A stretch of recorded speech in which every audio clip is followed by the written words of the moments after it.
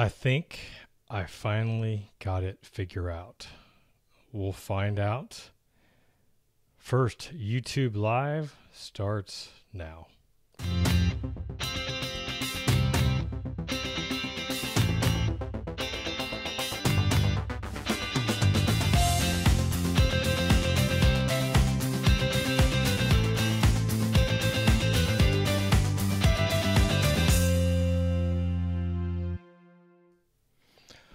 All right, what is going on, everybody? This is take 3 of my first YouTube Live.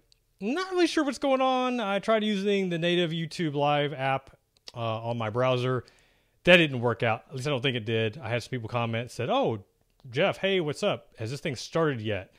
As I was done with the broadcast. So I'm going to type a comment, and I'm also going to say it. If you can hear and see me, please say yes. Give me a thumbs up, smiley face. Good morning. What's up? Dave, Life Story, Leaf, Vivian. Amplify says yes, yes. Oh, I'm gonna. This is the hands up emoji. Woo! It worked. Yes. All right. It's working. Amazing. Amazing. And I hope that you can see the title, which is my #1 productivity tool, which you can get on Amazon. And just to make me feel good, do you see that title too? Did you see the title, or do you just see live stream? I don't really know how this works. If you can see that title, please say yes. Or do you just see live stream? Or do you just jumped on because you saw it went live? I'm using OBS, which I've used in the past. I just was, for some reason, trying to get away from using software. I just wanted to press a button, say, you see the title. Yes. Thank you, Fluffy Bunny. Harshit, yes. What's up? All right. Awesome. Okay. I got to get over that. I'm excited. I'm excited because it's working. I'm not going to tell you how much time I wasted on this. So today's title, my #1 productivity tool. Which costs $12.99 on Amazon. So it's funny because yesterday I published Steal My Morning Routine, Steal My 5 a.m. morning routine. And that is ironic, maybe a bit contradictory, because guess what? I didn't get up at 5 a.m. this morning. My middle son actually woke me up at 7:15. Why is that? Why that is because when I hinted at this in my video that I used to be a night owl. Well, those tendencies can come out here and again. Like we all can kind of come back or go back to how we used to be, right? If you, I just turned 40 this year. So as a kid, one of my favorite movies growing up was The Karate Kid. The Karate Kid. Wax on, wax off, No Mercy, Cobra Kai, Sweep the Leg, all that good stuff. So if you've not seen this, YouTube Red has this new series called Cobra Kai. And I think it came out this week. So I almost finished the entire series last night. And I didn't start it till 11 o'clock after the Nashville Predators won their game, tied the series up 2-2. I'm not really a huge hockey fan, but since we moved to Nashville, there is no baseball team, and everybody here loves hockey, which is kind of funny. All right, I see we got some Karate Kid fans. Danielson, hey, all right, I love it. So if you've not checked that out, check it out. You can watch the first 2 episodes for free. After that, it's a great hook. I mean, you talk about marketing at its finest. First 2 episodes for free. Then you can try out YouTube Red for free for the first month, for the first 30 days, and you can finish the series, watch anything else. So I signed up. Cobra Kai. Cobra Kai. I'll type that in. That is the name of the dojo that he went up against. Cobra Kai. Boom. There it is. And I'll try to drop a link to just search for it on YouTube. You'll find it out. So anyway, woke up kind of late. I still made my to-do list, all that good stuff, and got all that done. Basically, I told myself I got to get this stuff done before I attempt this YouTube Live. Wish that I would have not taken as long as I did, because I did waste about 30 minutes or so, or longer probably. But that's okay, because now I know how to do this. All right, I don't want to waste your time, so I want to get on with this. So, what is my number one productivity tool? And to finally get to this point was a lot of self-discovery, was a lot of recognizing who I am and how I operate. And it takes a long time to kind of get that figured out, at least what's for me. I'm kind of a slow learner. My wife, she is very type A. She is very organized. She has her planner that she takes everywhere. She has her daily to-do list. And that's how she operates. We only get our audio in the left ear. Really? Really? I'm going to just try something. I wonder why that is. All right. I will figure that out. Thank you for saying that. I wonder if to do with my mixer. All right. So maybe you got it if you lift here. So go like this as you're listening. Just kidding. Sorry. Type Z. Yeah, exactly. I'm typed like double Z. And I very much have been a shoot from the hip, get things done. And I've been very productive with that. The results have shown that. And my wife always makes fun of me because she doesn't understand how I actually am productive because of how scatterbrained I could be. If you've ever seen the movie Up, which if you got kids, I'm sure you've seen it. There's this dog and he's talking and all of a sudden he's like, squirrel, squirrel. If you've seen that, like that's me. Like I'm easily distracted. I like shiny objects. So I've had to recognize that about myself. And through that was trying to make sure to eliminate those distractions, to make sure that I stay productive. And through all that, I have, somebody mentioned, is it a planner? I have tested out a lot of planners, and I do use a planner. And some of the planners, I mean, you can get any planner, but I had Grant Cardone's 10X planner. That's a really good planner. I think it's like 20 or 25 bucks. I used that for a while. I have Michael Hyatt's Full Focus planner. I have a 90-day year planner.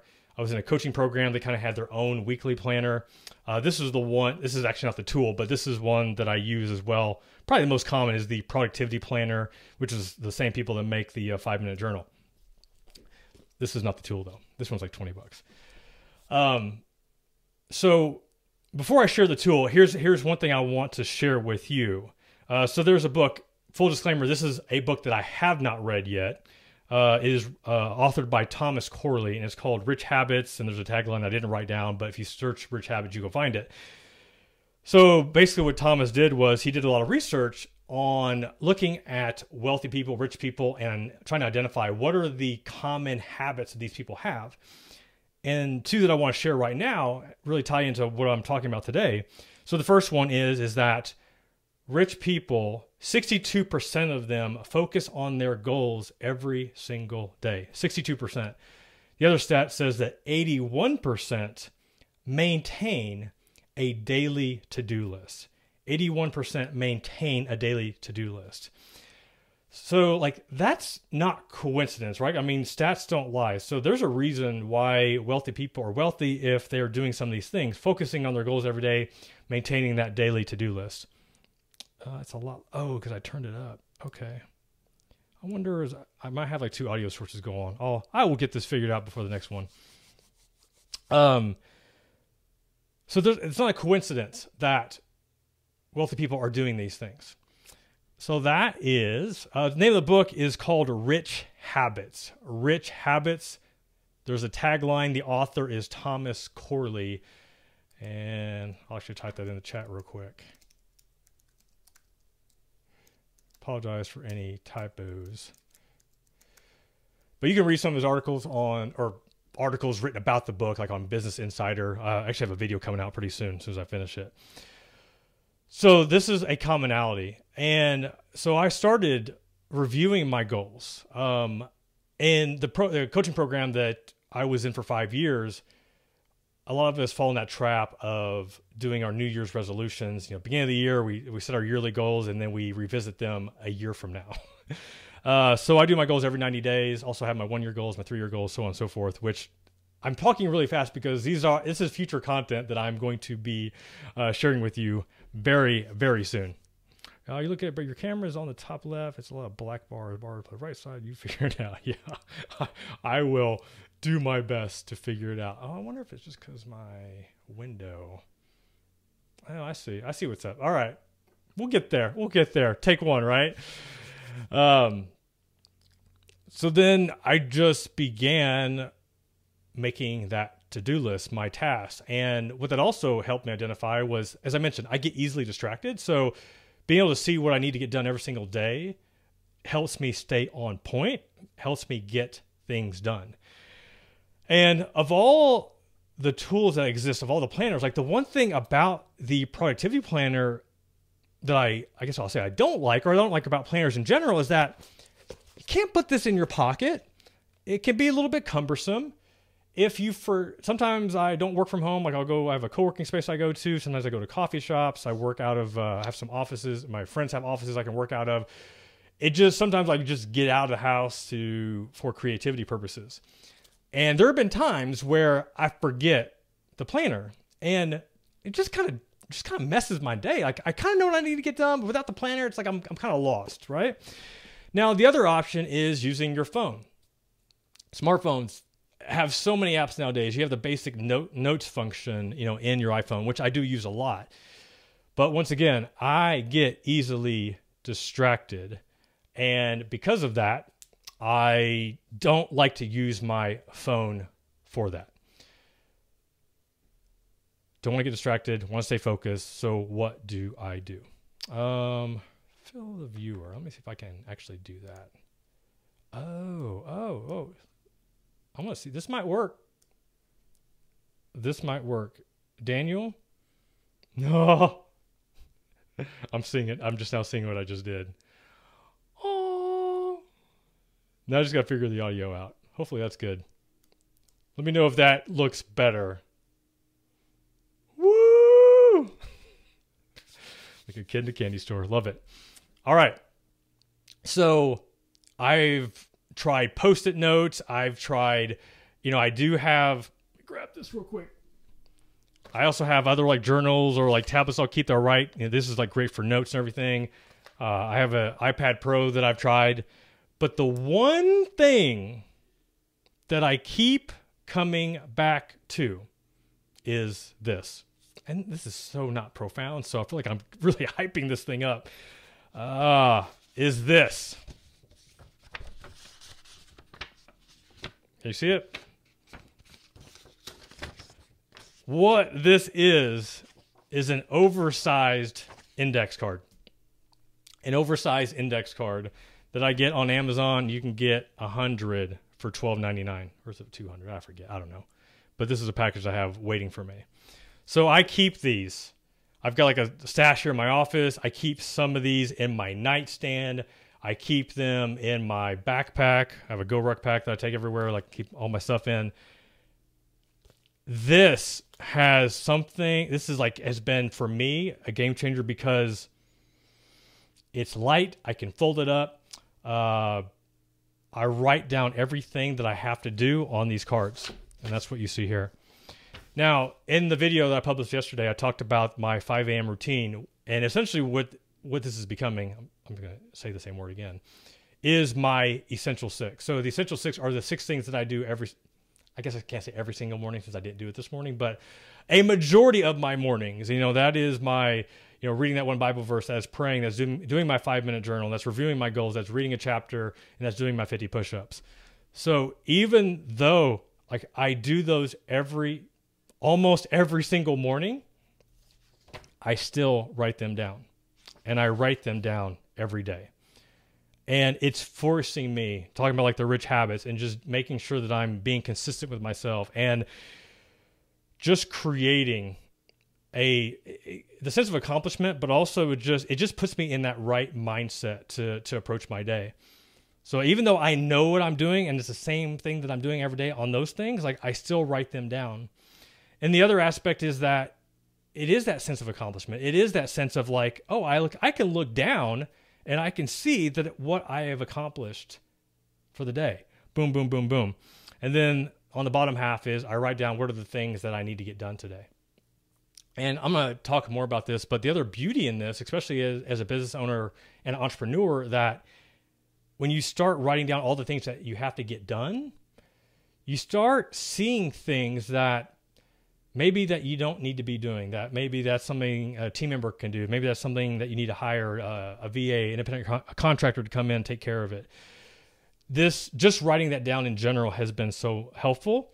The other aspect, talking about the movie Up and the dog and squirrel syndrome, when I have this sitting on my desk or sitting next to my work area, so I'll take this with me, obviously.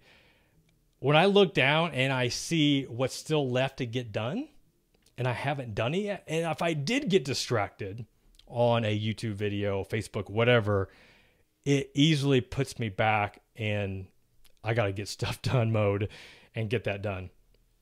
And that's why I love these. I love these. And most of the time I do it in the evenings before I go to bed. Sometimes, like this morning, I got up and I wrote down everything I need to get done. Just if you're curious, like some things I got to get done today, even though it's almost noon my time, 12 o'clock my time, is I was nominated for Go Banking Rates has their annual financial experts, and they nominate like, I think 10 people or so. I was nominated this year. I think Robert Kiyosaki has won every single year, which is probably not going to beat Robert, but that's okay. It's going to be in good company.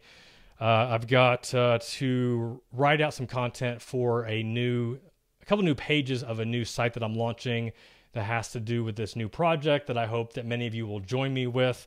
If you're interested in accelerating your wealth building, then you're going to like what this is. So I'll have more information on that here pretty soon. And then I've got to record at least one, but I'm going to try to knock out 2 videos. So one thing with my whole YouTube strategy coming back, I say coming back because I've been doing YouTube for a while and didn't really know how to do it effectively until most recently. I've been doing a lot of longer form content. So you'll notice like a lot of my videos are that 12 minutes, 15 minutes, have some that are even 20 to 30 minutes. And that's been good for the people that really want that. But I want to also offer some smaller, more digestible content. And one of the things I'm doing is every Wednesday, hopefully starting this coming Wednesday, as my editor can get the video done, is we're having a Wealth Hacks Wednesday. So basically I'm sharing with you different hacks, tips, strategies that you can use to build your wealth. And that's going to be every Wednesday going forward for as long as it's going to be going forward. I also want to have more of a consistent publishing schedule so you can know when to expect the next video. Right now, I want to commit to the Wednesday because that's easy. I'm also debating, and actually since I got some people watching here, I'd be curious your feedback. Would you be interested in a Q&A type video series where you send me a question and then I respond to you, but it's going to be in a video content, video content answering your question?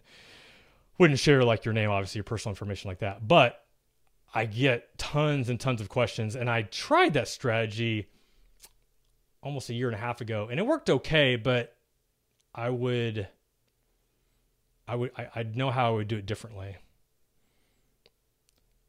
Got one nope. Good. It's good. I always like to not waste time on things that don't need to be wasting my time on.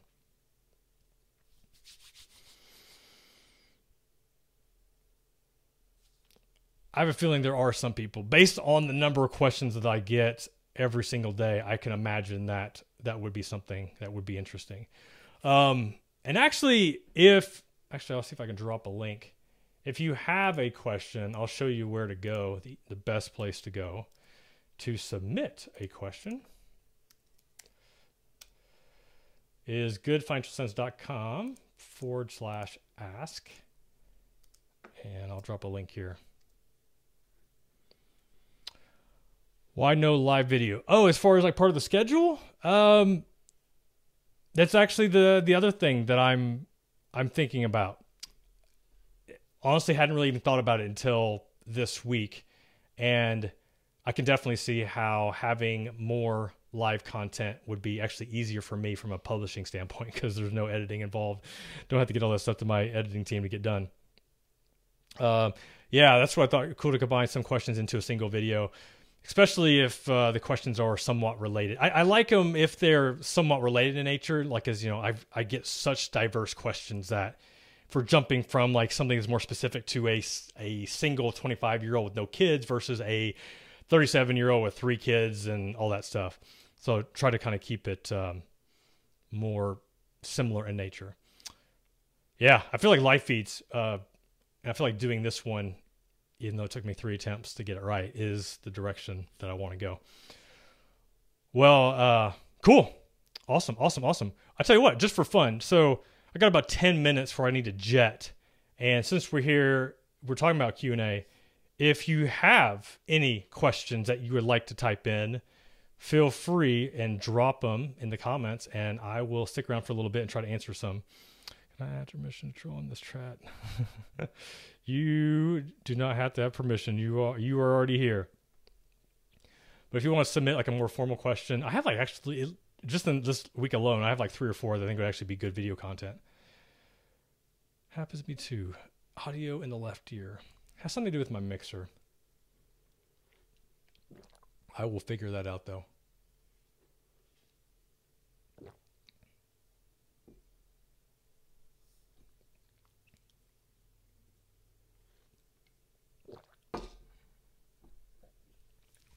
What's the best antacid for handling a 260-point loss on the Dow Jones?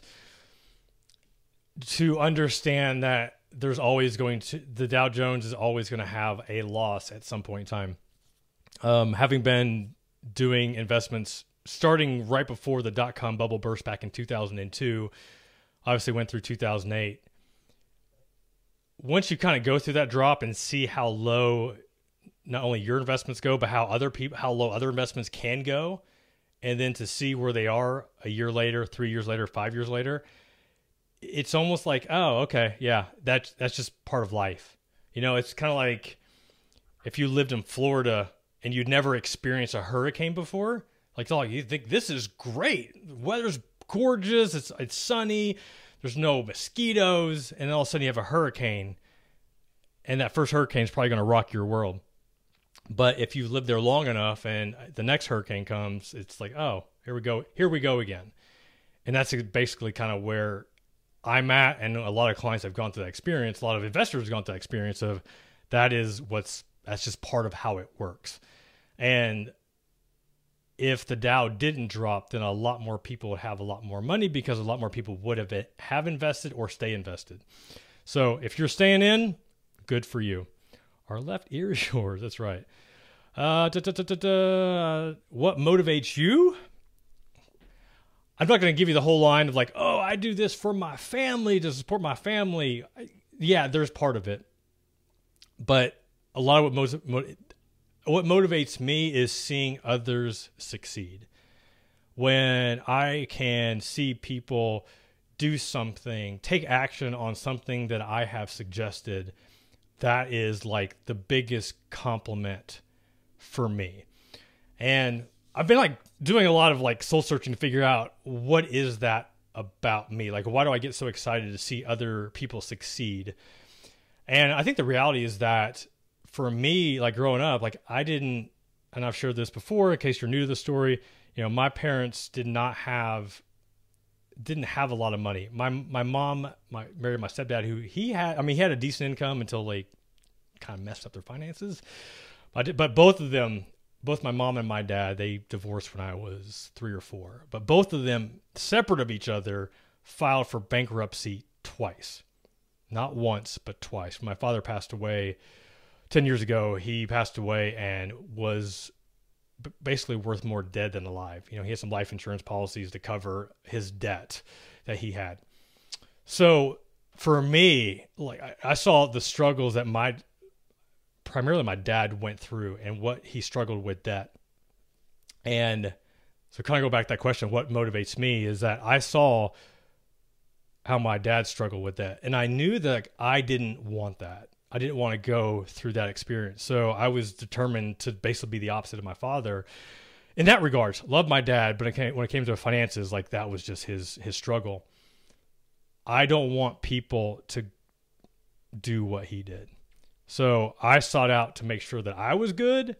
And then it's been a mission of mine to make sure that others, like I said, don't follow in his footsteps from an investing standpoint. Now that has changed. That's still the case, but now as I've righted my ship, you know, now I've been able to invest, and now I've been able to grow my wealth and, you know, be basically financially free at a much younger age than a majority of people. Like now I'm excited to show people what I did and how I did it differently.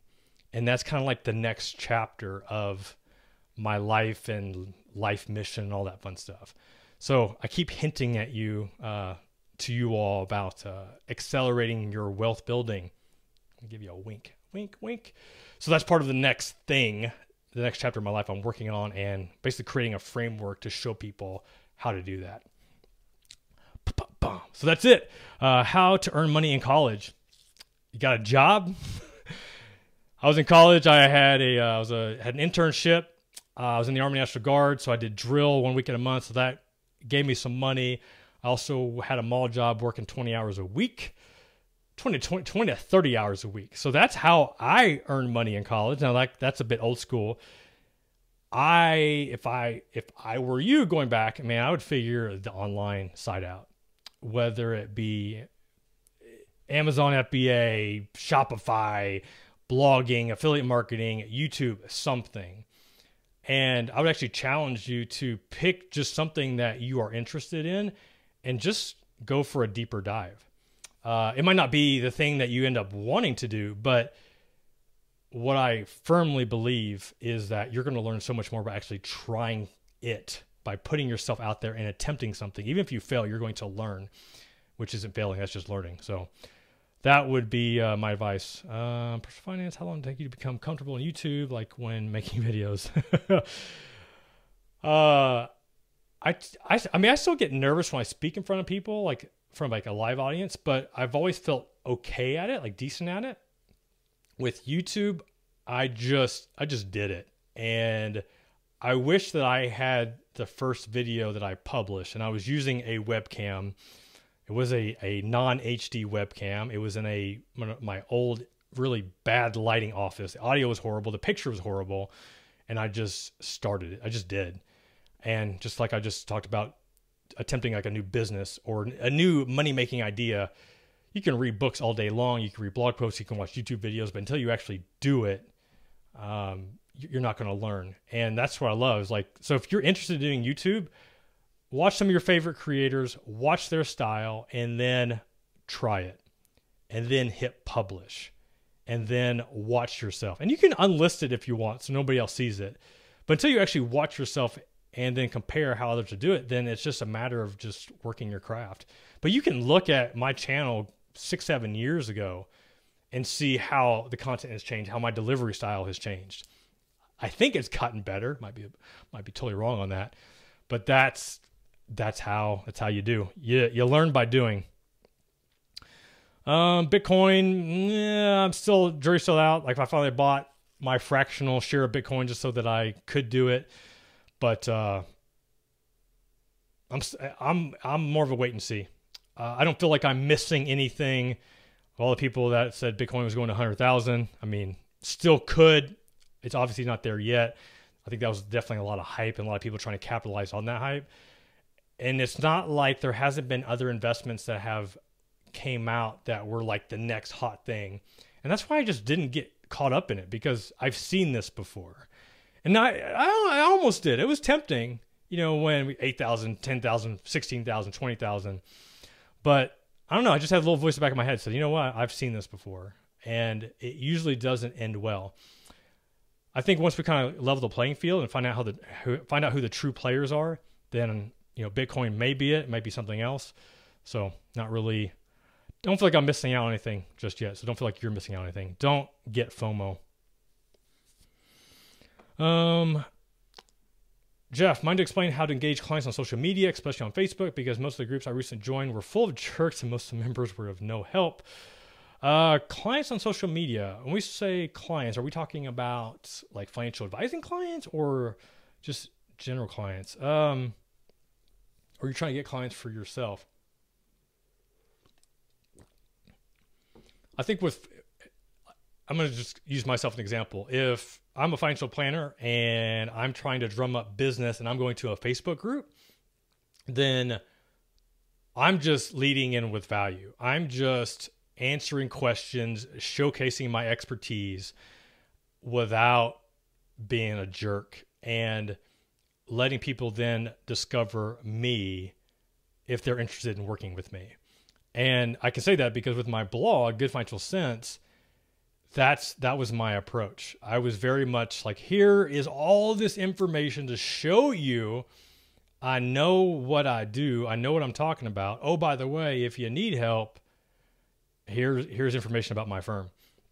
So how you can do that if the Facebook group allows this, if you actually have a blog, that's why I still love blogging as a strategy, is that if somebody had a question about the Roth IRA, you could type in a pretty detailed response talking about the Roth IRA, why it might make sense, not make sense. And then boom, you can drop a link to your blog post that you wrote about the Roth IRA, which just further puts you on this expert pedestal of knowing about being the subject matter expert on that topic.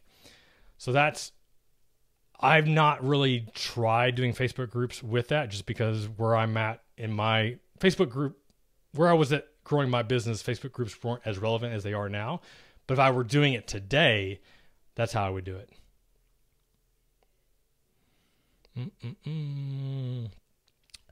See a question about mentors. I just lost it. I would like to know more about mentors, what a mentor-mentee relationship looks like, how to find a mentor, etc. I think you start locally and just find somebody that you look up to and connect to. And it's the one thing we don't say, big pet peeve of mine is like, hey, can I pick your brain? And I will tell you that I talk to a lot of successful business owners, entrepreneurs, and when you use that terminology, can I pick your brain? What you're saying underneath is, I don't respect your time. I'm not willing to pay you for your time. I just want to get something out of you. So you need to clear off your schedule to help me out. It's very much you-centered versus how are you offering value to this person? Now, one way you can kind of get around that is saying, let's say you were sending, maybe I shouldn't say this, but if you were sending a message to me, I currently don't mentor any people, so just I'm working on a group coaching program, but as far as one-on-one mentoring. But one thing that you could say to me would be like, hey, Jeff, you're somebody that I respect. I really look up to you and how you've been able to grow your business and balance work and family life.